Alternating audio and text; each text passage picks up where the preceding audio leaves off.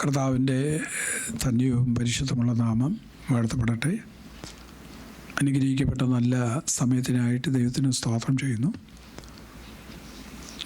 ഇന്ന് രാത്രിയിലും നമുക്ക് ദൈവവചനവുമായിട്ട് ദൈവസന്നിധിയിൽ അടുത്ത് വരുവാൻ ദൈവം നമുക്ക് കൃപ നൽകി.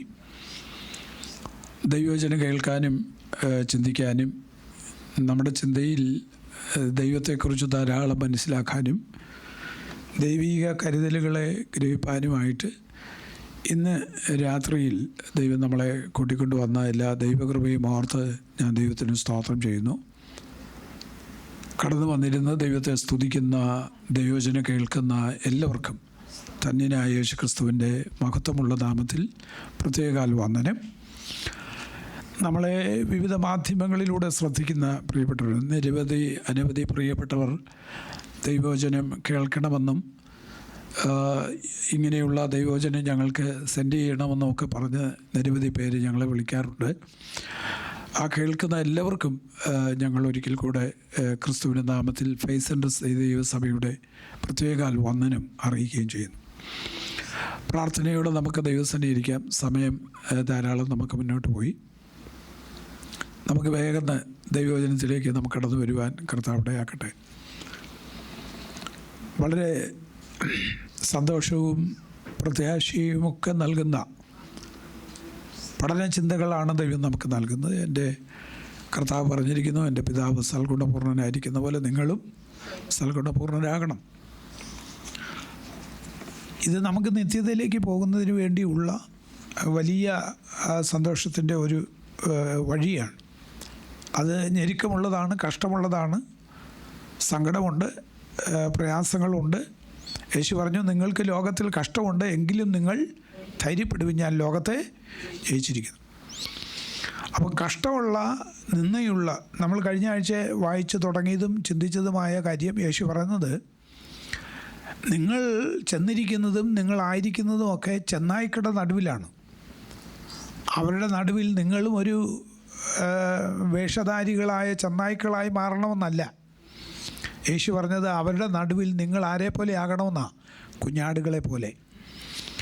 നമ്മളിരിക്കുന്നതും നമ്മൾ യാത്ര ചെയ്യുന്നതും നമ്മൾ ആയിരിക്കുന്നതുമായ നമ്മുടെ എല്ലാ സാഹചര്യങ്ങളും സാധ്യതകളും ഒക്കെ നോക്കിയാൽ കർത്താവ് പറഞ്ഞിരിക്കുന്നത്, നിങ്ങൾ ആയിരിക്കുന്നത് ആരുടെ നടുവിലാണ്? ചെന്നായ്ക്കളുടെ നടുവിലാണ്. പക്ഷേ അതിൻ്റെ ആ ചെന്നായ്ക്കളുടെ നടുവിലും നമ്മൾ ചെന്നായ്ക്കളെ പോലെ ആകണമെന്നല്ല കർത്താവ് പറഞ്ഞത്. ആ ചെന്നായ്ക്കളുടെ നടുവിൽ ആക്രമിക്കപ്പെടാൻ സാധ്യതയുള്ള ഒരു കുഞ്ഞാടിനെ പോലെ നമ്മൾ ജീവിക്കണം. ഇവിടെയൊക്കെയാണ് നമ്മുടെ ജീവിതം നമുക്ക് കാണിച്ചു കൊടുക്കാൻ പറ്റുന്നത്.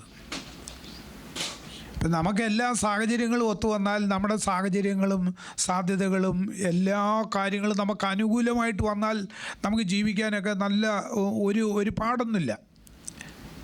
എന്നാൽ നമ്മുടെ സാഹചര്യങ്ങളൊക്കെ വളരെ മോശമാകുന്ന ഒരു കാലഘട്ടത്തിൽ എന്നിട്ട് യേശുക്രിസ്തു അതിനെ പറഞ്ഞ് നിർത്തുന്നത്, നമ്മൾ നിർത്തിയത് 22-ാം വാക്യത്തിൽ ഇങ്ങനെ, അവസാനത്തോളം നിങ്ങൾ എന്ത് ചെയ്ത് നിൽക്കണം? സഹിച്ച് നിൽക്കണം. അവസാനത്തോളം സഹിച്ച് നിൽക്കുന്നവനോ എന്ത് ചെയ്യപ്പെടുന്ന? രക്ഷിക്കപ്പെടും. ഇത് ഒറ്റ ദിവസം കൊണ്ട് തീരുന്ന ഒരു പ്രോസസ്സല്ല. എന്നാൽ നമ്മുടെ അവസാനം എന്നൊന്നും പറയാനൊക്കത്തില്ല. എന്നാൽ ഇതിൻ്റെ അവസാനം യേശുക്രിസ്തുവിനോട് നമുക്ക് ഇന്ന് രാത്രി നമ്മൾ അതാണ് ചിന്തിക്കാൻ പോകുന്നത്. യേശുക്രിസ്തുവിനോട് ശിഷ്യന്മാർ ചോദിച്ചു, എന്നാണ് ഇതിൻ്റെ അവസാനം? എന്നുവരെ ഞങ്ങൾ നിൽക്കണം? മത്തായി സുവിശേഷം 24-ാം അധ്യായത്തിലേക്ക് നമുക്ക് വരാവേ.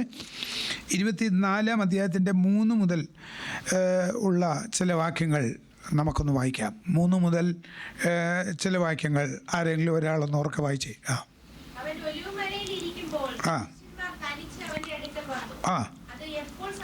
അതെപ്പോൾ സംഭവിക്കും എന്ന് ചോദിക്കുകയാണ്. വായിച്ചാട്ടെ.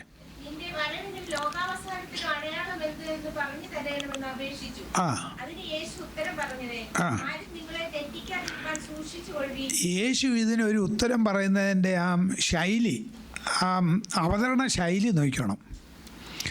ശിഷ്യന്മാർ ചോദിച്ചത്, ഇത് അവസാനത്തോളം നിങ്ങൾ എന്ത് ചെയ്ത് നിൽക്കണം? ഹലോ, ഇന്നോ ഒരു ദിവസം കൊണ്ടോ നാളെയോ കൊണ്ടോ അല്ല, അവസാനത്തോളം നമ്മൾ സഹിച്ച് നിൽക്കണം. അതിന് യേശുവിൻ്റെ അടുക്കൽ യേശുവിനെ ഒറ്റയ്ക്ക് കിട്ടിയപ്പോൾ ശിഷ്യന്മാർ ചോദിക്കുകയാണ്, എന്നാണ് ഈ ലോകാവസാനം? എന്നതെല്ലാം സംഭവിക്കും? ഇതൊന്നും ഞങ്ങളോട് പറഞ്ഞു തരണം. എന്നിട്ട് വേണമല്ലോ നമുക്ക് ആ സമയമാകുമ്പോൾ കർത്താവ് ഇതെല്ലാം പറഞ്ഞു തരാമെന്ന് എന്നെ ഭാഗ്യമായി പോയെന്ന് ഓർത്ത് നോക്കണം. അല്ലെങ്കിൽ ഇന്ന് ബൈബിൾ ക്ലാസ് ഉണ്ട്, നമ്മൾ എത്ര പേര് ഇവിടെ കടന്നു വന്നു? ഇത്രയും പേരിൽ വന്നോളൂ. എന്നാൽ കർത്താവ് പറയാണ് 2025 ഡിസംബർ മാസം 25 മുമ്പ് ഇത് സംഭവിക്കും എന്ന് പറഞ്ഞിരുന്നെങ്കിൽ ഇന്ന് ഈ കോമ്പൗണ്ടിൽ നമുക്ക് പ്രവേശിക്കാൻ ഒക്കത്തില്ല. കാരണം എല്ലാവരും ഒരുങ്ങാൻ വേണ്ടി അടുത്ത ചില ദിവസങ്ങളിലൂടെയല്ലേ ഉള്ളൂ. അപ്പോൾ എല്ലാവരും യേശു അങ്ങനെ പർട്ടിക്കുലറായ ഒരു ഡേറ്റ് ഒന്നും ആർക്കും കൊടുത്തിട്ടില്ല. ആമേൻ. യേശു ക്രിസ്തു പറയുന്ന ഒരു കാര്യമുണ്ട്. യേശു പറയാണ്, അതിന് യേശു ഉത്തരം പറഞ്ഞ, ആരും നിങ്ങളെ തെറ്റിക്കാതിരിപ്പാൻ നിങ്ങൾ എന്ത് ചെയ്തോണം? That's all. അവർക്ക് അറിയേണ്ടത് എന്ന് യേശു ഈ ലോകം എന്ന് അവസാനിക്കും, എന്നാണ് ഇതിൻ്റെ അവസാനം എന്നാണ് ഞങ്ങൾക്ക് അറിയേണ്ടത്. പക്ഷേ യേശു പറഞ്ഞത്, ഈ അവസാനം വരെ നിങ്ങൾ എന്ത് ചെയ്ത് നിൽക്കണം? സഹിച്ച് നിൽക്കണം. യേശു പറയണം, ഇതിനിടയ്ക്ക് ആരും നിങ്ങളെ എന്ത് ചെയ്യരുത്? തെറ്റിക്കരുത്. എന്നിട്ട് യേശു പറഞ്ഞു കൊടുക്കുകയാണ്, ആരും നിങ്ങളെ തെറ്റിക്കാതിരിപ്പാൻ സൂക്ഷിച്ചുകൊള്ളുവിൻ. ഞാൻ ക്രിസ്തു എന്ന് പറഞ്ഞ്, അല്ലേ, അങ്ങനെയല്ലേ അടുത്ത വാക്യം, എന്ന് പറഞ്ഞ് അനേകർ എൻ്റെ പേരെടുത്ത് വന്ന് പലരെയും എന്തു ചെയ്യും? നോക്കിക്കോണം, ഇവിടെ അത്ഭുതങ്ങൾ. അതുകൊണ്ട് ഞാൻ കഴിഞ്ഞ ഇടയ്ക്കൊക്കെ നിങ്ങളോട് പറഞ്ഞത്, കർത്താവേ, ഞങ്ങൾ നിൻ്റെ നാമത്തിൽ രോഗികളെ സൗഖ്യമാക്കി, നിൻ്റെ നാമത്തിൽ ഞങ്ങൾ ഭൂതങ്ങളെ പുറത്താക്കി, നിൻ്റെ നാമത്തിൽ വിവിധ വീര്യപ്രവൃത്തികളൊക്കെ ഞങ്ങൾ ചെയ്തു, ഞങ്ങൾ അത് ചെയ്തു, ഞങ്ങൾ ഇത് ചെയ്തു, അങ്ങനെ ചെയ്തു, ഇങ്ങനെ ചെയ്തു, ഞങ്ങൾ വലിയ കാര്യങ്ങളൊക്കെ ചെയ്തു. അപ്പോഴും കർത്താവ് പറഞ്ഞത്, ഞാൻ നിങ്ങളെ അറിയുന്നില്ല, അധർമ്മം പ്രവർത്തിക്കുന്നവരെ എന്നെ വിട്ട്. അങ്ങനെ യേശു പറഞ്ഞേ. അനേകർ യേശു ക്രിസ്തുവിൻ്റെ പേരെടുത്തുകൊണ്ട് വരും. പക്ഷേ അതിലൊന്നും നിങ്ങൾ വീണും താണും പോകരുത്, നിങ്ങൾ തെറ്റിപ്പോകരുത്. ദൈവമക്കളെ, നമ്മൾ അറിഞ്ഞ വചനത്തിനകത്ത് ഉറച്ചു നിൽക്കാനുള്ള ഒരു കൃപ നമുക്ക് ലഭിച്ചാൽ അതാ ഭാഗ്യം. ആമേൻ. അവിടെ ഏതാണ്ടൊക്കെ ഉണ്ട്, ഇവിടെ ഏതാണ്ടൊക്കെ ഉണ്ട്, അങ്ങനെയാ ഇങ്ങനെയാന്നൊക്കെ പറയുന്ന നിരവധി പേരുണ്ട്. ആമേൻ. അനേകർ സ്ഥാന, മാന, ബഹുമാന ഇതിനൊക്കെ വേണ്ടിയിട്ട് ആർക്കും കഷ്ടം സഹിക്കാനോ കഷ്ടതയുടെ നടുവിലൂടെ പോകാനോ ക്രിസ്തുവിനെ ആ നിലകളിൽ ധരിപ്പാനോ സ്നേഹിക്കാനോ സേവിപ്പാനോ ഇഷ്ടപ്പെടാതെ വരുമ്പോൾ അവർക്കിതിൻ്റെ സുഖം എവിടെയുണ്ട്? അങ്ങോട്ട് ഓടിപ്പോവും. എവിടെയും നമ്മൾ അതാണ് ശ്രദ്ധിക്കുന്നത്. നോക്കിയേ, നവോമിക്കും ആ കുടുംബത്തിനും പറ്റിയത് അതല്ലേ? ബേത്ലഹേമിൽ എന്നാ ഉണ്ട്? ക്ഷാമമുണ്ട്. അപ്പം മോവാബിൽ എന്നാ ഉണ്ട്? ക്ഷേമമുണ്ട്. ബേത്ലഹേമിലെ ക്ഷേമം മറികടക്കാൻ അവരെ എങ്ങോട്ട് ചേക്കേറി?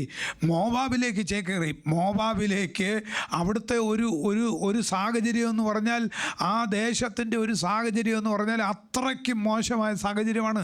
അവിടേക്കൊന്നും ഒരാൾക്കും ഒന്നും ചേക്കേറാൻ പറ്റുന്നതല്ല. ആമേൻ. ഇവിടുത്തെ സാഹചര്യങ്ങളെ മറികടക്കാൻ, ഇവിടുത്തെ ക്ഷാമത്തെ ക്ഷേമമാക്കി മാറ്റാൻ, അങ്ങോട്ട് പോകാൻ വണ്ടിക്കൂലി കയ്യിലുണ്ടെന്നും പറഞ്ഞ് അങ്ങോട്ടൊന്നും പോകാൻ നമുക്ക് പ്രമാണമില്ല പ്രിയരെ. പോകുന്നതിൻ്റെ എല്ലാം പരിണിത ഫലം അനുഭവിച്ചു കഴിഞ്ഞപ്പോൾ പറഞ്ഞതൊരു പദമുണ്ട്, എന്നെ ഇനി നിങ്ങൾ ആരും നവോമി എന്ന് വിളിക്കണ്ട, എന്നെ ഇനി വിളിക്കുന്നെങ്കിൽ മാറാ എന്ന് വിളിച്ചാൽ മതി. അങ്ങനെയാണ് നവോമി തിരിച്ചു ബേത്ലഹേമിലേക്ക് വന്നപ്പോൾ സ്വന്തക്കാരോടും നാട്ടുകാരോടും പ്രിയപ്പെട്ടവരോടും ഒക്കെ പറഞ്ഞത്, എന്നെ ഇനി നവോമി കൊച്ചമ്മയെന്നൊന്നും വിളിച്ച് നിങ്ങൾ അത്ര വലിയ കാര്യമൊന്നും ആക്കണ്ട.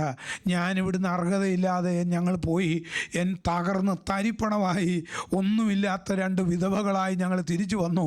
ആമേൻ. പക്ഷേ ഒരു കാര്യത്തിൽ നവോമിയെ നമുക്ക് അത് അനുമോദിക്കാൻ ഒരു വകയുണ്ട്. ആ നാട്ടിലാണെങ്കിലും ആമേൻ ഒരു മരുമകളെ ദൈവത്തെങ്കിൽ അല്ലെ അവരുടെ വിശ്വാസത്തിലേക്ക് ആനയിക്കുവാനുള്ള ഒരു കൃപ ലഭിച്ചതുകൊണ്ട് അതൊരു ഭാഗ്യമായി നമുക്ക് കണക്കാക്കാൻ. അതുകൊണ്ടാണ് രൂത്തിനോട് പറഞ്ഞു, ഭാഗ്യവശാൽ നീ വന്ന വയൽ ബോവസിൻ്റെ വയലാണ്. ഭാഗ്യവശാൽ അർഹതയില്ലാത്തടത്ത് കിട്ടിയതാ അത്. അതുകൊണ്ട് ഞാൻ ആ ഭാഗം അങ്ങ് വിടുക. ദൈവമക്കൾ നമ്മുടെ അല്പനേരത്തെ കഷ്ടങ്ങൾ, ധന്യനായ പൗലോസ് ശക്തമായി കൊരിന്ത്യർ ലേഖനത്തിൽ പറഞ്ഞിട്ടുണ്ട്, നൊടി നേരത്തേക്കുള്ള നിങ്ങളുടെ ലഘുവായ കഷ്ടം. ആമേൻ. നമ്മളത് നോക്കണം. നമ്മളെന്തിനാ യേശുവിനെ തേടി പോകുന്നത്? എന്തിനാ യേശുവിനെ തേടി അതേണ്ട് ക്രിസ്തു അവിടെ എന്നൊക്കെ പറയുമ്പോൾ അങ്ങോട്ട് ഓടുന്നത് എന്തിനാ? നമ്മുടെ കഷ്ടം മാറാനല്ലേ, നമ്മുടെ വേദന മാറാനല്ലേ, നമ്മുടെ രോഗം മാറാനല്ലേ. യേശു ഇവിടെ പറഞ്ഞത് എന്താണെന്ന് നോക്കണം, ഞാൻ ക്രിസ്തു എന്ന് പറഞ്ഞ അനേകർ എൻ്റെ പേരെടുത്ത് വന്ന് പലരെയും എന്ത് ചെയ്യുമെന്നാ? തെറ്റിക്കും. ഈ പേരിൽ പലരും തെറ്റും. കർത്താവിൻ്റെ പേര് പറഞ്ഞ് പലരും തെറ്റിക്കും. നമ്മൾ ശ്രദ്ധിക്കണം. നമുക്കവിടെ ഉണർവുണ്ട്, അവിടെ ഭയങ്കര അടിപൊളി സംഭവങ്ങളാണ് എന്നൊക്കെ പറഞ്ഞ് പലരെയും വിളിക്കാറുണ്ട്. പക്ഷേ അതല്ല അതിൻ്റെ അന്തസ്സത്തെ അതല്ല.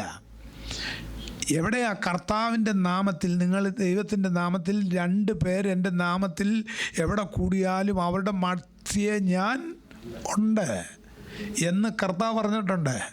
നമ്മുടെ ഏതൊരു ആവശ്യത്തിനും, നമ്മുടെ ഏതൊരു വിഷയത്തിനും നമ്മുടെ ദൈവം ഇന്ന് രാത്രി നമ്മുടെ നടുവിലുണ്ട്.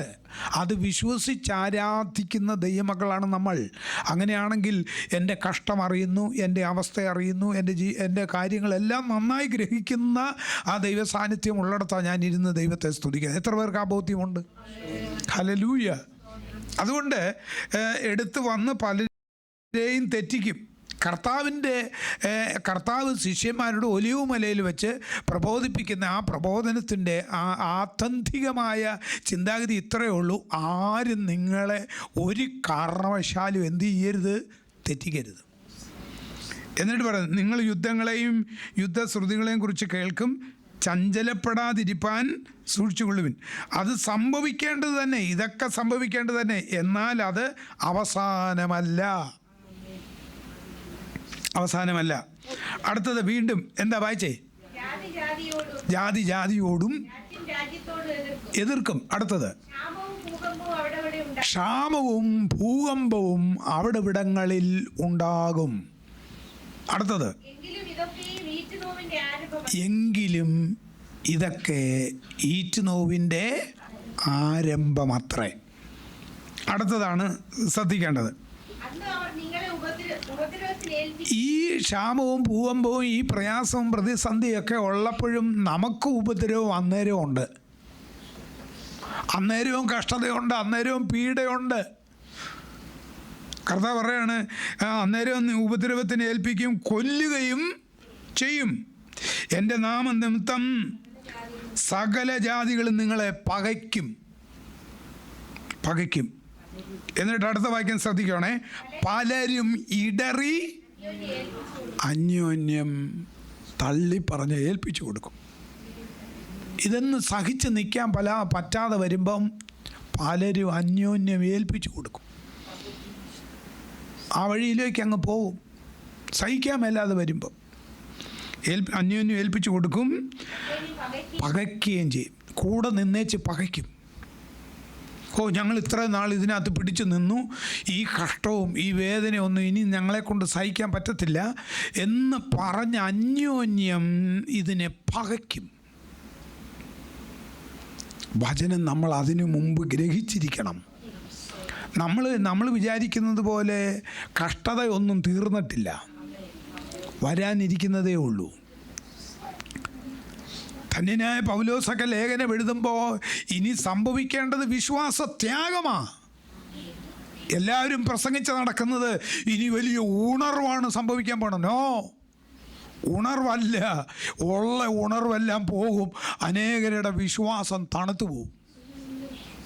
അത് എനിക്കും നമുക്കും നമ്മുടെ കുടുംബത്തിനും സംഭവിക്കാതിരിക്കാനാണ് നമ്മൾ ഇന്ന് രാത്രിയിലും കർത്താവിൻ്റെ വചനം ഉള്ളതുപോലെ വലിയ വ്യാഖ്യാനങ്ങളോ തിയോളജികളോ ഒന്നുമില്ലാതെ അത് പഠിക്കാൻ കൃപ ലഭിച്ചാൽ അന്ന് നിലനിൽക്കാൻ പറ്റും.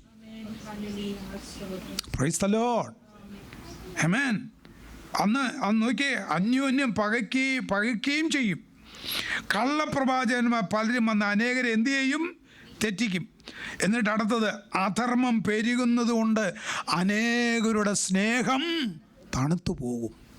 എന്നിട്ട് അടുത്ത വാക്യം കർത്താവ് പറഞ്ഞു, എന്നാൽ അവസാനത്തോളം സഹിച്ച് നിൽക്കുന്നവൻ രക്ഷിക്കപ്പെടും. കണ്ടോ, ഇടറി നിങ്ങൾ പോകരുത്, ഇടറിപ്പോകരുത്.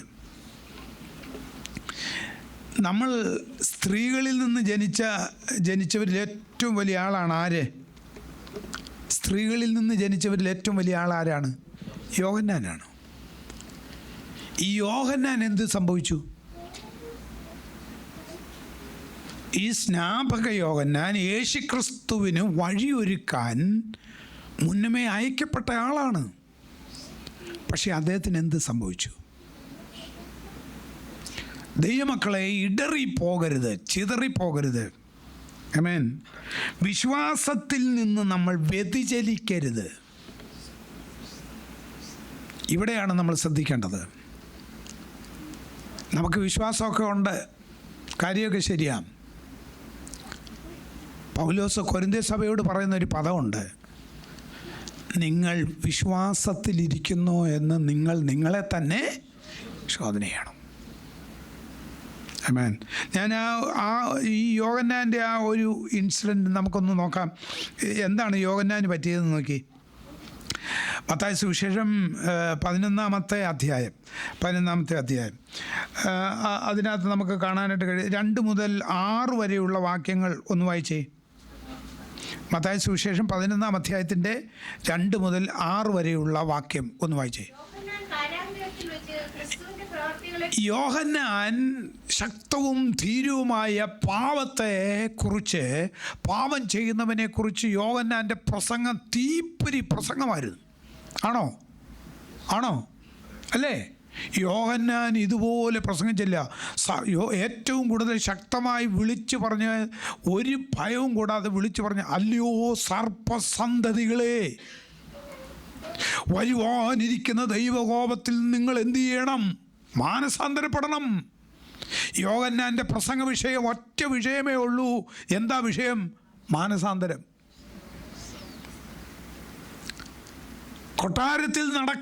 കൊട്ടാരത്തിൽ നടന്ന അധർമ്മത്തിൻ്റെ പേരിലാണ് യോഹന്നാൻ ഇപ്പോൾ എവിടെ കിടക്കുന്നേ? കാരാഗ്രഹത്തിൽ. പക്ഷേ അന്നത്തെ കോടതിക്കോ അന്നത്തെ രാജാക്കന്മാർക്കോ യോഹന്നാനെതിരെ ഒരു വിധി പ്രഖ്യാപിക്കാൻ അവർക്ക് ഭയമായിരുന്നു. അവനെ പുറത്തു കൊണ്ടുവരണമെന്നാണ് യോഹന്നാൻ അന്നത്തെ ഭരണാധികാരികൾ ആഗ്രഹിച്ചത്. അവനെ കൊല്ലാൻ ഭയപ്പെട്ടിരുന്നു. എന്നാൽ കൊട്ടാരവളപ്പിൽ നടന്ന ഒരു നൃത്തസംഗതം, അല്ലെങ്കിൽ അന്നത്തെ അവിടുത്തെ രാജാവിൻ്റെ പ്രത്യേക അനുമതിയോടുകൂടെ കൊട്ടാരത്തിൽ നടന്ന ഒരു സൽക്കാരത്തിൽ അന്നത്തെ ഈ പാവത്തെ പച്ചയ്ക്ക് വിളിച്ചു പറഞ്ഞ ആ സാഹചര്യങ്ങളെല്ലാം നമുക്കറിയാം.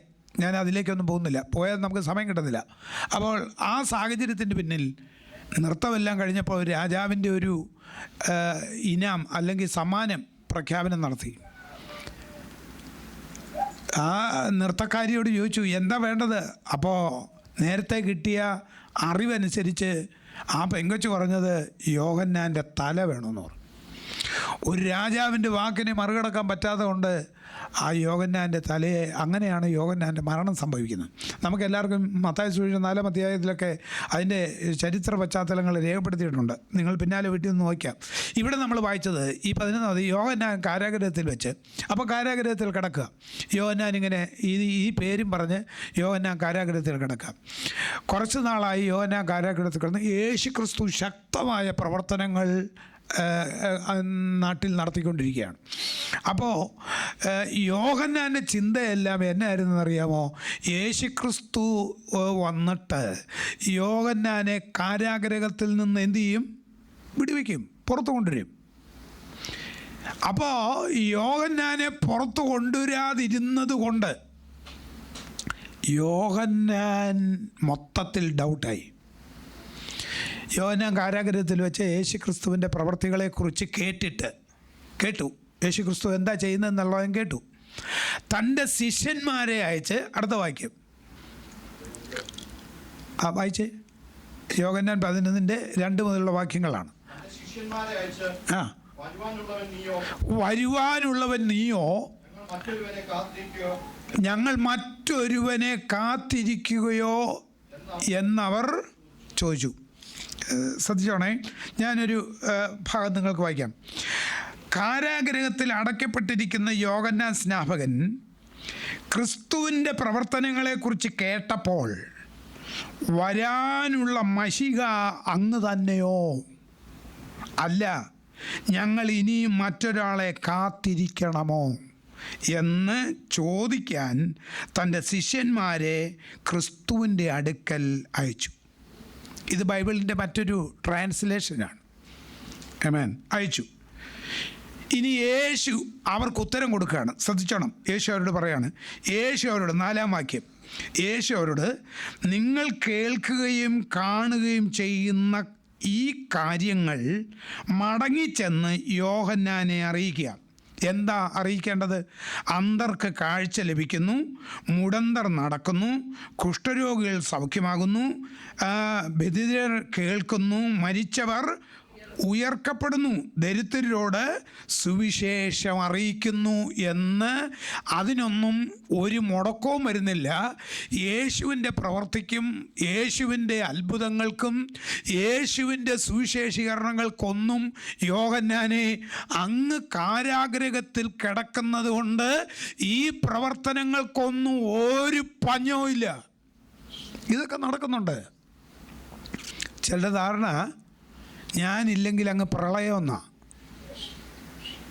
നമ്മൾ ഓർത്തോണം, ചിലർ അങ്ങനെ നമ്മുടെ സഭകളിലൊക്കെ ഉണ്ട്, ഞാനില്ലെങ്കിൽ മൊത്തത്തിലങ്ങ് പ്രളയമാണെന്നൊക്കെ ഉള്ള ഒരു ധാരണ ചിലർക്കുണ്ട്. നോ, കർത്താവാണ് ഇതിൻ്റെ എല്ലാം ഉടമസ്ഥൻ. കർത്താവാണ്. സഭയുടെ ഉടമസ്ഥൻ ആരാ? കർത്താവാ. ഇതിന് വില കൊടുത്തതാരാ? കർത്താവാ. ഇതൊന്നും നമ്മുടേതല്ലെന്ന്, ഇതെല്ലാം ദൈവത്തിൻ്റെതാ. ഇത് പണിയുന്നതും ഇതിനകത്ത് വരുന്ന ഇടർച്ചകളും ഇതെല്ലാം അറിയാതിരിക്കുന്ന ഒരു ദൈവമല്ല നമ്മുടെ ദൈവം. ആമേൻ.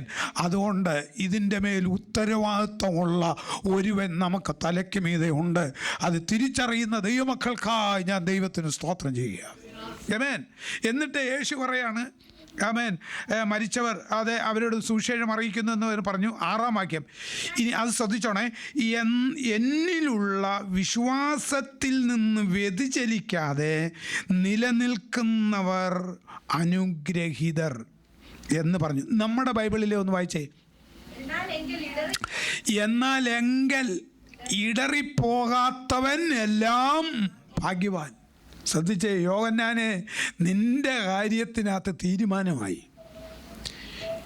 യോഹന്നാൻ ശക്തനാണെങ്കിലും മാനസാന്തരത്തെക്കുറിച്ച് പ്രസംഗിച്ചയാളാണെങ്കിലും യേശുക്രിസ്തുവിന് മുമ്പ് വഴിയൊരുക്കാൻ വന്നയാളാണെങ്കിലും സ്ത്രീകളിൽ നിന്ന് ജനിച്ചവരിൽ വലിയവനാണെങ്കിലും ക്രിസ്തുവിൽ ഇടറിയാൽ പിന്നെ കാര്യമില്ല. ആമേൻ. നമ്മൾ വലിയ പുള്ളിയായിരിക്കാം, ഞങ്ങളുടെ വല്യപ്പം മുതൽ ഞങ്ങൾ ഇതിനകത്താന്ന് പറഞ്ഞിട്ടൊന്നും കാര്യമില്ല. ഒരു നെല്ലടയ്ക്ക് വ്യതിചലിച്ചാൽ നമ്മുടെ കാര്യത്തിൽ ഭയങ്കര പോരാട്ടം നമുക്ക് സംഭവിക്കും. ആമേൻ. എന്നിട്ട് ഈ അധ്യായങ്ങൾ നിങ്ങൾ പിന്നാലെ വീട്ടിൽ ചെന്നൊന്ന് വായിക്കണേ. വളരെ രസകരമായ കാര്യമാണ് യേശു ക്രിസ്തു പറഞ്ഞിരിക്കുന്നത്. എന്നിട്ട് യോഹന്നാൻ്റെ ശിഷ്യന്മാർ അവിടെ നിന്ന് പോകുമ്പോൾ യേശു യോഹന്നാനെക്കുറിച്ച് ജനക്കൂട്ടത്തോട് സംസാരിക്കാൻ തുടങ്ങി. എനിക്ക് അവിടെ വളരെ ഇഷ്ടം തോന്നി. നിങ്ങൾ എന്ത് കാണാനാ പോയത്?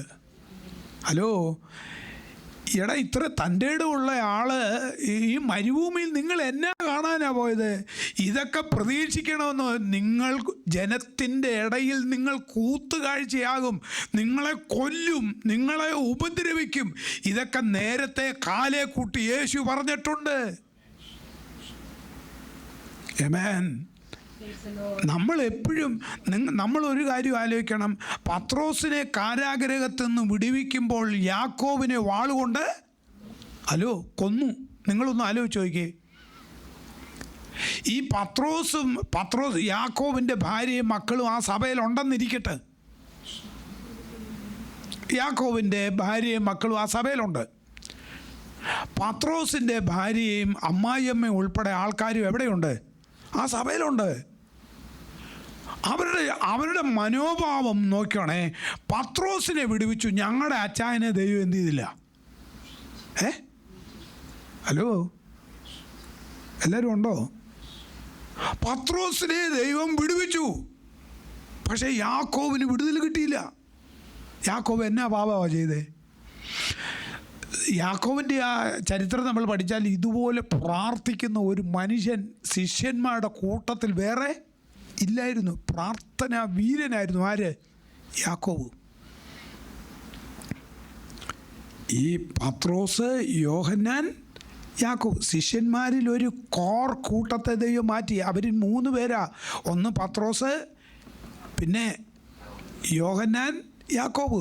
ഇവർ 3 പേരുമാണ് 12 പേരിൽ ശ്രേഷ്ഠന്മാരായ ദൈവം കണ്ട. മർജൂ മലയിലൊക്കെ വിളിച്ചുകൊണ്ട് പോയത് ഇവരെയല്ലേ. ഈ യാക്കോബിനെ വിടുതൽ കിട്ടിയില്ല. പത്രോസിൻ്റെ അമ്മായിയമ്മ ഉൾപ്പെടെ ആ സഭയിൽ എഴുന്നേറ്റ് അന്ന് സാക്ഷ്യം പറഞ്ഞെന്നിരിക്കട്ടെ.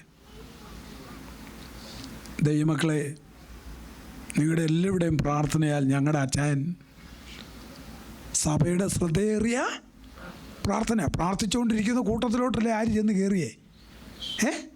പത്രോസ് ചെന്ന് കയറിയത്. അപ്പോൾ തീർച്ചയായിട്ടും അമ്മായിയമ്മ ഉണ്ടെന്നറിയാം. അപ്പോൾ ആരുമുണ്ട്? പത്രോസിൻ്റെ അമ്മായിയമ്മയ്ക്ക് എന്നാ പിടിച്ച് കിടന്നു? പനി പിടിച്ച് കിടന്നു. യേശു സൗഖ്യമാക്കി. അപ്പം അമ്മായിയമ്മ ഉണ്ടെങ്കിൽ ആരുണ്ട്? ഭാര്യയുണ്ട് മിക്കവാറും. അപ്പോൾ ഈ തള്ളയും കൂടെ എഴുന്നേറ്റ് നിന്ന് സാക്ഷ്യം പറഞ്ഞു. ദൈവമക്കളെ, നിങ്ങളുടെ എല്ലാവരുടെയും പ്രാർത്ഥന കൊണ്ടാണ് ഞങ്ങളുടെ അച്ചായൻ. അന്നേരം ഈ യാക്കോബിൻ്റെ ഭാര്യയും പിള്ളേരുമോ ഇടറുവോ നിൽക്കുവോ? നിങ്ങളൊന്ന് ആലോചിച്ച്, ഇടറുവോ നിൽക്കുവോ? ശ്രദ്ധിക്കണം. ഒരിക്കലും ഒരത്ഭുതം നടന്നു എന്നതിൻ്റെ പേരിൽ നമ്മൾ ഇടറി എൻ്റെ കുടുംബത്തിലൊരു വിടുതൽ നടന്നില്ല എന്ന് കരുതി നമ്മൾ എന്ത് ചെയ്തു പോകരുത്? ഇടറിപ്പോകരുത്. ഈ വിഷയം സംബന്ധിച്ച് ആരും നിങ്ങളെ തെറ്റിക്കരുത്. ഹലോ, ഇങ്ങനെയുള്ള ചില കാര്യങ്ങൾ സംഭവിക്കുമ്പോൾ നിങ്ങൾ തെറ്റിപ്പോകരുത്.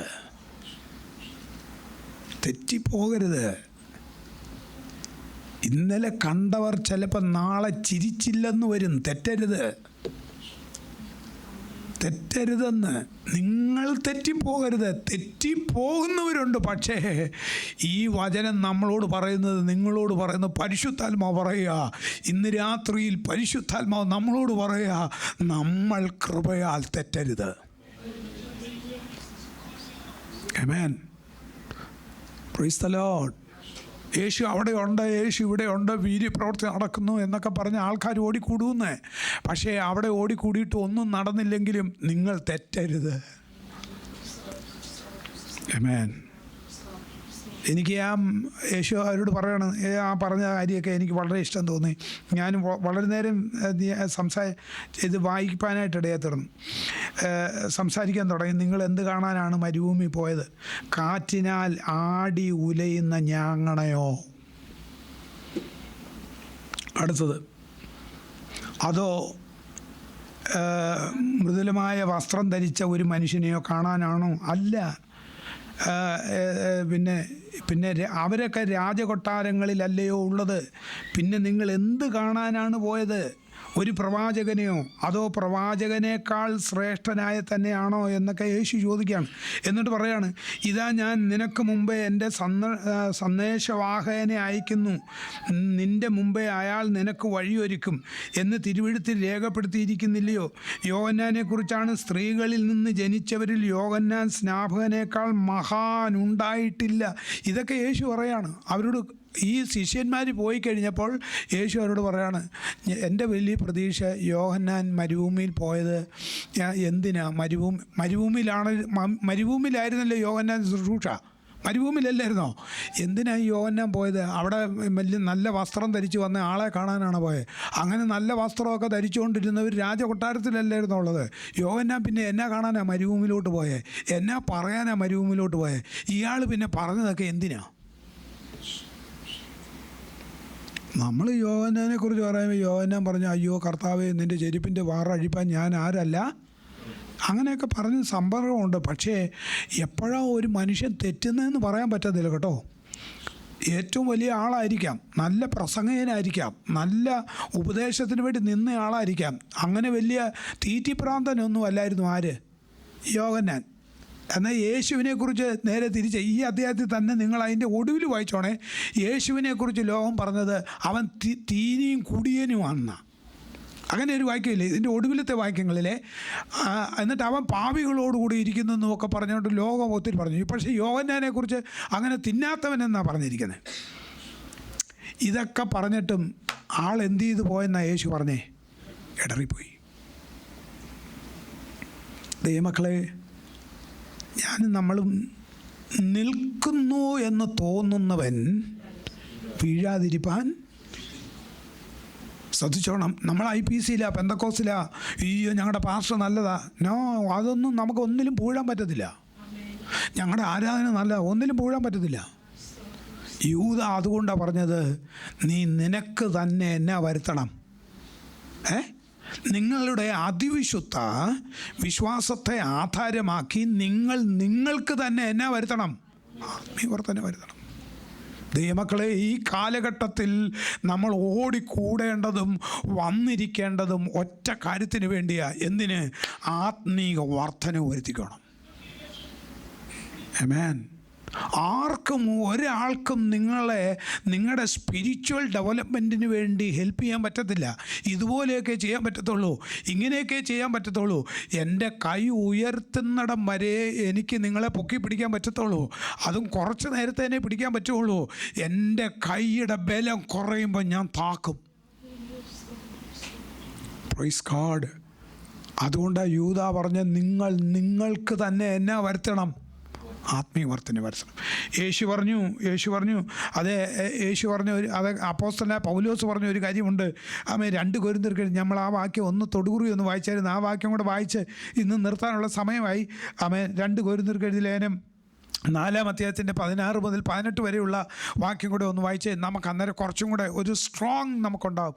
ആമേൻ. അതുകൊണ്ട് ഞങ്ങൾ അധൈര്യപ്പെടാതെ, ഞങ്ങളുടെ പുറമേ ഉള്ള മനുഷ്യൻ ക്ഷയിച്ചു പോകുന്നു എങ്കിലും ഞങ്ങളുടെ ആകമേ ഉള്ളവൻ നാൾക്ക് നാൾ എന്നാ പ്രാപിക്കുന്നു? പ്രിയരെ, കഷ്ടമുണ്ട് കേട്ടോ. ആമേൻ. നമ്മൾ പ്രതീക്ഷിച്ചതുപോലെ ഒന്നും ആമേൻ നമുക്ക് നേടാനോ പ്രാപിക്കാനോ ഒന്നും പറ്റിയെന്ന് വരികയില്ല. പ്രതീക്ഷിച്ചതുപോലെ ഒരാൾ സൗഖ്യമായി കാണും, പക്ഷെ ഞാൻ എന്തായില്ല. ഹലോ, നമ്മുടെ പ്രാർത്ഥനയിൽ ഒരാൾ സൗഖ്യം പ്രാപിച്ചു കാണും, പക്ഷെ ഞാൻ എന്തായില്ല, സൗഖ്യം പ്രാപിച്ചില്ല. അതിലൊന്നും നമ്മൾ പിറുപിറുക്കരുത്. അതുകൊണ്ട് ഞങ്ങൾ, ശ്രദ്ധിച്ചേ, പൗലോസ് പറയാ, അതുകൊണ്ട് ഞങ്ങൾ അധൈര്യപ്പെടാതെ, ഞങ്ങളുടെ പുറമേ ഉള്ള മനുഷ്യൻ ക്ഷയിച്ചു പോകുന്നു എങ്കിലും ഞങ്ങളുടെ ആകമേ ഉള്ളവൻ നാൾക്ക് നാൾ എന്നാ പ്രാപിക്കുന്നു? എത്ര പേർക്ക് അതൊന്ന് ധൈര്യത്തോടെ പറയാം? ഇന്നലത്തേക്കാൾ ഇന്ന് ഞാൻ ഒന്നുകൂടെ പുതുകിയിട്ടുണ്ടെന്ന് പറയാൻ എത്ര പേരുണ്ട്? ആമേൻ, ആമേൻ. ഞങ്ങളുടെ സഭയുടെ കസാരയൊക്കെ മാറ്റി, TV ഒക്കെ മാറ്റി, AC മാറ്റി, ഈ കാർപ്പറ്റ് മാറ്റി. ഇതൊന്നും നമ്മുടെ വിശ്വാസവുമായി ബന്ധപ്പെട്ട കാര്യം അല്ല. ചിലർക്ക് സഭാ ഹോളിന് പെയിൻ്റ് അടിച്ചതാണ് വലിയ കാര്യം. ഹലോ, യോഗത്തിന് വന്നില്ലെങ്കിലും പെയിൻ്റ് അടിക്കുമ്പോൾ പുള്ളി വരും. പ്രിയരെ, നിൽക്കാനൊക്കാത്ത കാലം വരുന്നെന്ന്, പലരെയും തെറ്റിക്കുന്ന കാലം വരുന്നെന്ന്, ക്ഷാമം വരുന്നുണ്ടെന്ന്, ഭൂകമ്പം വരുന്നുണ്ടെന്ന്, അപ്പം നിങ്ങളെ ഉപദ്രവിക്കുമെന്ന്, നിങ്ങൾ കോടതി കയറേണ്ടി വരുമെന്ന്. അന്ന് നിങ്ങൾ നിൽക്കുമോ? അന്ന് നമ്മൾ കാണുമോ? അതുകൊണ്ടാണ് ഞങ്ങളുടെ അകമേ ഉള്ളവൻ നാൾക്ക് നാൾ എന്നാ പ്രാപിക്കണം? പുതുക്കം പ്രാപിക്കണം. അടുത്ത വാക്യം, നൊടി നേരത്തേക്കുള്ള ഞങ്ങളുടെ ലഘുവായ കഷ്ടം അത്യന്തം അനവധിയായി തേജസ്സിൻ്റെ നിത്യകനം ഞങ്ങൾക്ക് കിട്ടുവാൻ ഹേതുവാണ്. ഓ, ഇതൊരു ബെനിഫിറ്റാ. ആമേൻ. ഇതിനകത്തിരുന്ന് കഷ്ടം സഹിക്കുന്നത്, ആമേൻ, ഇതിനകത്തൊരു ബെനിഫിറ്റാ. ആമേൻ. ഒന്നും നേടാൻ പറ്റിയില്ല, നമുക്ക് പ്രതീക്ഷിച്ചതുപോലെ സൗഖ്യമോ നന്മയോ ഒന്നും കിട്ടിയില്ല. Hallelujah, hallelujah, hallelujah. പക്ഷേ ആമേൻ, നൊടി നേരത്തേക്കുള്ള ഞങ്ങളുടെ ലഘുവായ കഷ്ടം അത്യന്തം അനവധിയായ തേജസ്സിൻ്റെ നിത്യഖനം. ആമേൻ. ഒരു കാര്യം ഞാൻ പറയാം, മുകളിൽ ചെല്ലുമ്പം നമുക്ക് തേജസ്സിൻ്റെ വസ്ത്രമാണ്. എവിടെ നഷ്ടപ്പെട്ട? ഏദനിൽ നഷ്ടപ്പെട്ട തേജസ്സിൻ്റെ വസ്ത്രമാണ്. ഈ തേജസ്സിൻ്റെ വസ്ത്രത്തിന് ഖനം വേണം. ഹലോ, അതിന് തിക്നെസ് വേണം. നല്ല എത്രത്തോളം തേജസ്സിന് ഖനമുണ്ടോ അത്രത്തോളം ശോഭയായിരിക്കും. ചിലർക്ക് 40 വോൾട്ടിൻ്റെ ഈ പണ്ടത്തെ ബൾബില്ലേ? ഹലോ, എല്ലാവരും ശ്രദ്ധിക്കുന്നതാണ്. 40 വോൾട്ടിൻ്റെ പണ്ട് ബൾബ് ഉണ്ടായിരുന്നു. ഈ ഫിലമെൻ്റ് മാത്രം ഇങ്ങനെ കത്തുന്നത്. ഞാൻ ചോദിക്കട്ടെ, ആ ഒരു സിറ്റുവേഷനാണ് നമുക്ക് തേജസ് കിട്ടി. ജസ്റ്റ് ഒരു കുരുന്ത് ലേഖനത്തിലുണ്ട്, ഞാൻ അടുത്ത ആഴ്ച പറയാം. ചിലർ വൈക്കോല് കൊണ്ട് പണിയുന്നു, ചിലർ മരം കൊണ്ട് പണിയുന്നു. ഒടുവിൽ ഇതെല്ലാം തീ കൊണ്ട് കത്തി. ശേഷിച്ചപ്പോൾ മൂലയിൽ ഒരുത്തൻ ഇരിപ്പുണ്ട്. എഴുന്നേക്കാൻ നോക്കുവോ, നിൽക്കാൻ നോക്കുവോ, തേജസ് പോയി. ഈ ഫിലമെൻ്റ് കത്തുന്നത് പോലെ കത്തുക. അന്നേരം നമ്മൾ ഒട്ടും പ്രതീക്ഷിക്കാത്ത ഒരാൾ തേജസ്സിൻ്റെ നിത്യ കനം പേറി ആ തേജസ്സിൻ്റെ ആ വീട്ടിനകത്ത് നോക്കിക്കോണേ. ഹല്ലേലൂയ. നമ്മൾ ഇവിടെ ഇരിക്കുമ്പോൾ ഇതെല്ലാം സെറ്റ് ചെയ്തിട്ടേ മുകളിലോട്ട് പോകാവൂ. ഇവിടെ ഇരിക്കുമ്പോൾ പിള്ളേരെയും പഠിപ്പിച്ച് എല്ലാം സെറ്റപ്പും ചെയ്തു, സ്ഥലവും വാങ്ങിച്ചു, വീടും വെച്ചു, വണ്ടിയും മേടിച്ചു, ബംഗ്ലാവും പണിത് അടിപൊളിയായിട്ട് താമസിച്ചു. കാര്യമൊക്കെ ശരിയാണ്. പക്ഷെ മുകളിലോട്ടൊരു പോക്കുണ്ട്. ഇവിടുത്തെ കാര്യം നമ്മളെല്ലാം സെറ്റ് ചെയ്തെങ്കിൽ സെറ്റ് ചെയ്യുന്നത് പോലെ എവിടത്തെയും ചെയ്യണം. അതുകൊണ്ടാണ് ലേഖനത്തിൽ പറഞ്ഞത്, നിങ്ങൾ ഭൂമിയിലുള്ളതല്ല ഉയരത്തിലുള്ളത്. നമ്മൾ എത്ര പേര് എല്ലാ ദിവസവും മുകളിലത്തെ വീടിനെ നോക്കുന്ന എത്ര പേരുണ്ട്? നമ്മളെല്ലാ ദിവസവും. ഇനി ഞാൻ ഒന്നുകൂടെ ചോദിച്ചു, നമ്മൾ ചാകുമെന്ന് എത്ര പേർക്ക് ഉറപ്പുണ്ട്? ഹലോ, നമ്മളെല്ലാം മൂക്കി പഞ്ഞി വെക്കേണ്ടവരാ. ഹല്ലേലൂയ. ഞാൻ നിങ്ങളെ പേടിപ്പിക്കുകയല്ല. നമ്മളെല്ലാം മരിക്കും, മരിച്ചേ പറ്റുള്ളൂ. കാരണം ഇവിടെ ഇത് വിട്ടെങ്കിലേ എനിക്ക് നിത്യമായത് പ്രാപിക്കാൻ പറ്റുള്ളൂ. അപ്പം ഞാൻ തീർച്ചയായിട്ടും ഇത് വിടണം. പ്രിയരെ, അതിനു മുമ്പ് നമ്മൾ അവിടുത്തെ സെറ്റ് ചെയ്യണം. അതാ യേശു പറഞ്ഞു, നിങ്ങളുടെ ഹൃദയം എന്ത് ചെയ്യരുത്? കലങ്ങിപ്പോകരുത്. നിങ്ങൾ ദൈവത്തിൽ വിശ്വസിക്കണം, എന്നിലും വിശ്വസിക്കണം. കാരണം എൻ്റെ പിതാവിൻ്റെ സന്നിധിയിൽ അനേകം വാസസ്ഥലങ്ങളുണ്ട്. ഇല്ലെങ്കിൽ ഞാൻ നിങ്ങളോട് പറയുമായിരുന്നു. അതുകൊണ്ട് നിങ്ങളുടെ ഹൃദയം ഒന്നിലും കലങ്ങിപ്പോകരുത്. അതിനെക്കുറിച്ച് നമ്മൾ വാഞ്ചിയുള്ളവരായി ഇവിടെ ഇരിക്കുമ്പോൾ തന്നെ അതിനെക്കുറിച്ചൊരു ചിന്തയുള്ളവരായി. ആമേൻ. ഞാനൊന്നുകൂടെ നമ്മുടെ വീടിനെക്കുറിച്ചുള്ള ആ ചിന്തകൾ വർദ്ധിക്കണം. അത്യന്തം. ആമേൻ. ആ വാചനങ്ങൾ എത്ര ശ്രേഷ്ഠമല്ലേ. എന്നിട്ട് പറയുന്നത്, നൊടി നേരത്തേക്കുള്ള ഞങ്ങളുടെ ലഘുവായ കഷ്ടം. എന്നിട്ട് ഒടുവിൽ പറയുന്നത്, ഈ കഷ്ടം എനിക്ക് സാരമില്ല. അല്ലേ? ഇതെനിക്ക് സാരമില്ല. എത്ര പേരൊന്ന് പറയും, ഇരിക്കുന്ന ദൈവമക്കളൊന്ന് പറഞ്ഞ, കർത്താവേ, ഞങ്ങൾക്ക് ഇപ്പോൾ നേരിടുന്ന ഈ കഷ്ടം ഞങ്ങൾക്ക് സാരമില്ല പോട്ടെ, സാരമില്ലെന്ന്. ആമേ, വരാനിരിക്കുന്ന തേജസ്സിൻ്റെ നിത്യ കനം ഓർക്കുമ്പോൾ ഇവിടുത്തെ കഷ്ടം സാരമില്ല. എത്ര പേരെണ്ണം? സാരമില്ല. ആരോട് പറയും? സാരമില്ല സഹോദര, സാരമില്ല. ആമേൻ. കണ്ണുകളടച്ച് കൃപ പ്രാപിക്കാൻ ആഗ്രഹിക്കുന്ന ഓ ശംതനീരകാലകരേഷിയാതനാരഭ. ആമേൻ. ദൈവത്തിൻ്റെ വചനം എത്ര ശ്രേഷ്ഠമാണ്. ആമേൻ. പ്രിയരെ, നമ്മുടെ വീടിനോട് നമ്മൾ അടുത്തുകൊണ്ടിരിക്കുക കേട്ടോ. യുദ്ധങ്ങളും ക്ഷാമങ്ങളും ഭൂകമ്പങ്ങളും ഒക്കെ വരുമ്പോൾ നിങ്ങൾ ഓർത്തോണം, ഈറ്റുനോവിൻ്റെ ആരംഭമാണ്. കർത്താവ് വരാറായി. ഹല്ലേലൂയ. എൻ്റെ നിത്യതയിലുള്ള എൻ്റെ വീടിൻ്റെ കാര്യം എവിടം വരെയായി എന്ന് നമ്മൾ എപ്പോഴെങ്കിലും ചിന്തിച്ചിട്ടുണ്ടോ? ഒരു നിമിഷവും കൂടെ നമ്മൾ ഓർത്തേ, ഇവിടുത്തെ ലഘുവായ, ഇവിടുത്തെ നൊടി നേരത്തേക്കുള്ള ഈ കഷ്ടം സാരമില്ല. ഇത് സാരമില്ലെന്ന് എണ്ണുന്ന എത്ര പേര് ഇതിനകത്തിരിപ്പുണ്ട്? എന്നെ കേൾക്കുന്ന പ്രിയരെ, നിൻ്റെ രോഗമായിരിക്കാം, നിൻ്റെ ഭാരമായിരിക്കാം, നിൻ്റെ വേദനകളായിരിക്കാം, നീ ഒറ്റപ്പെട്ടതായിരിക്കാം. പക്ഷേ സാരമില്ല കേട്ടോ, സാരമില്ല. എൻ്റെ പ്രിയൻ കൂടെയുള്ളിടത്തോളം അതൊന്നും സാരമില്ല. ഇടറിപ്പോകരുതേ, നീ പിറുപിറുക്കരുതേ, നീ അവിശ്വസിക്കരുതേ. അവിശ്വാസം എന്ന ദുഷ്ടഹൃദയം നമ്മളിൽ ആർക്കും ഉണ്ടാകരുത് കേട്ടോ. തെറ്റിപ്പോകും. യോഹന്നാൻ ഇടറിപ്പോയി, ശലോമോൻ പോയി. പ്രിയരേ, അതുകൊണ്ടാണ് പൗലോസ് പറഞ്ഞത്, ഞാൻ നിൽക്കുന്നത് എൻ്റെ അറിവും കഴിവും കൊണ്ടല്ല, ഞാൻ നിൽക്കുന്നത് കൃപയാ, ഞാൻ നിന്നതും കൃപയാ. ഇനി എനിക്കൊരു നിലനിൽപ്പുണ്ടെങ്കിൽ അതും എന്തുവാ? കൃപയാ. ഇന്ന് രാത്രിയിൽ അതൊന്ന് പറയാൻ എത്ര പേർ കഴിയും? ഓ എല്ലാവരും ഒരു നിമിഷം ആ വചനത്തിന് മുമ്പിൽ ഒന്ന് ഏറ്റെടുത്തേ. കർത്താവേ, ഞങ്ങൾ നിന്നതല്ല, നീ ഞങ്ങളെ നിർത്തിയതാ. കൃപയിൽ വിശ്വാസത്തിൽ നിർത്തിയതാ. എനിക്ക് ദൈവം തന്ന വിശ്വാസത്തിനായി സ്തോത്രം പറയാൻ എത്ര പേരുണ്ട്? കർത്താവേ, നീ എൻ്റെ ഹൃദയത്തിൽ നിറച്ച വിശ്വാസത്തിനായി സ്തോത്രം. ആമേൻ. പ്രത്യാശയോടെ ജീവിപ്പാൻ ദൈവം നമുക്ക് കൃപ നൽകട്ടെ. ഏൽപ്പിച്ചു കൊടുക്കാം, സമർപ്പിക്കാം. ദൈവം നമ്മളെ എല്ലാവരെയും, ഇന്ന് രാത്രിയിൽ കേട്ട എല്ലാവരെയും ദൈവം വചനങ്ങളാൽ അനുഗ്രഹിക്കട്ടെ എന്ന് പ്രാർത്ഥിച്ച് ഞാൻ വാക്ക് അവസാനിപ്പിക്കുന്നു. ആമേൻ. ദൈവം നമ്മളെ എല്ലാവരെയും വചനങ്ങളാൽ അനുഗ്രഹിക്കുമാറാകട്ടെ.